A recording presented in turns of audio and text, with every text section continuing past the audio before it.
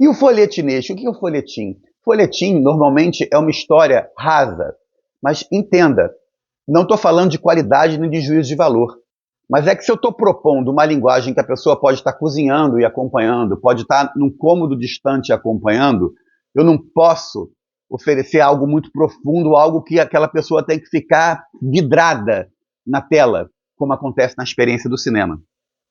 Né? Qual é a experiência do cinema? Eu fico 2, 3 horas numa sala escura, com áudio voltado para mim, nada me distrai, portanto eu posso oferecer ao espectador de cinema algo mais profundo, algo mais denso.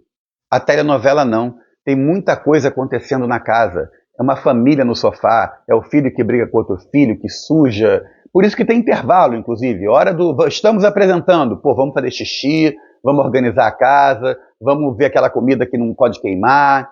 A telenovela tem uma linguagem folhetinesca para ser interrompida, de repetição. São muitos capítulos.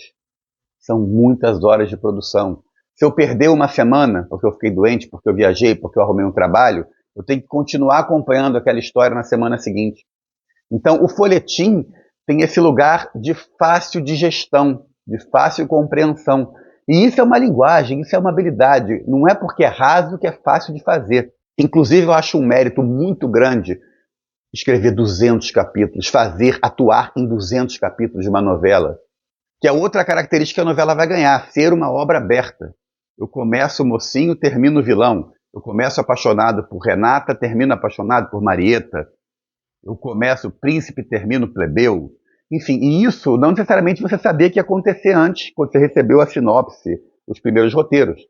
Então, esse folhetim também permite essa movimentação de características, de tramas, esse intrincamento e desintrincamento. Seguindo um pouco na linha histórica, para a gente arrematar essa questão da linguagem, nos anos 60, a TV Globo se estabelece no Rio de Janeiro, né? Em 1965, a primeira transmissão, e a TV Globo traz novelas, num primeiro momento, de uma autora chamada Glória Magadã, que é uma autora de realismo fantástico, novelas que se passam longe, em reinos, em países distantes, uma coisa um pouco descolada da realidade brasileira, e o Daniel Filho, que para mim é o grande cara da teledramaturgia, o grande papa, o cara disruptivo, o cara que, junto com o Boni, mas o Daniel Filho é o artístico responsável, na minha opinião, por todo o sucesso da TV Globo na teledramaturgia. Ator, roteirista, ele mesmo fala que quem começou nos primórdios da TV joga nas 11.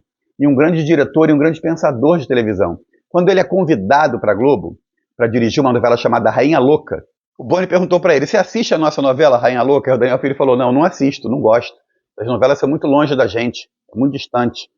E o Daniel Filho gostava muito de cinema, já estava numa vibe acompanhando outras dramaturgias. Ele chegou na Globo e ele começou a implementar o melodrama folhetinesco realista, naturalista, que acontece aqui, Rio de Janeiro, São Paulo, Brasil, na nossa realidade. Nada fantástico. E essa linguagem de sucesso está aí até hoje na Globo. Entre tentativas e erros, indas e vindas, o melodrama folhetinesco, naturalista, realista é o que a gente vai trabalhar, como atores, como atrizes, como diretores, como roteiristas. De novo, cuidado, porque o naturalismo, o realismo, tem uma armadilha de faz você mesmo, faça você mesmo. Mas não pode ser assim, porque senão fica muito repetitivo, fica muito cansativo. Lembra que eu gosto de fazer você entrar e permanecer no mercado? Para permanecer, tem que ter nuance. Eu tenho que criar naturalidades diferentes. Eu tenho que criar arquétipos diferentes. Eu estou atuando, né? Somos atores, somos atrizes. Assim como quem escreve uma novela, claro, Glória Pérez vai fazer uma trama no Marrocos. Estuda como é que é o Marrocos. Depois ela vai para a Índia.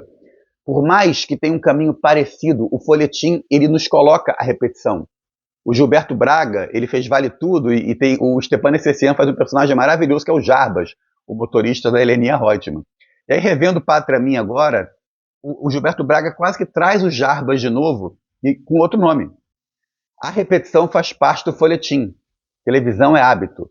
Quando eu vejo o Stepan Essessian um novo motorista, fica mais fácil eu compreender isso. Mas se eu fizer ele um terceiro, um quarto, um quinto, um sexto motorista, eu vou estar exausto. Então a gente também tem que entender, como escritores de novela, falando um pouco, abrindo esse parênteses, que não vai funcionar sempre a mesma coisa. Para mim, um outro case é o trabalho da Adriana Esteves No Segundo Sol, novela de João Emanuel Carneiro, grande autor de novela. Adriana Esteves, para mim, uma das maiores atrizes que a gente tem por aí. Adriana Esteves tinha feito Carminha, com João Emanuel Carneiro. Não preciso falar muito sobre Carminha. Não preciso falar muito sobre Carminha. E João Emanuel Carneiro deu outra vilã para Adriana Esteves. Ele tinha acabado de escrever Carminha. Ele estava com a embocadura da Carminha. Ele chamou a atriz que fez a Carminha. Mas não era a Carminha.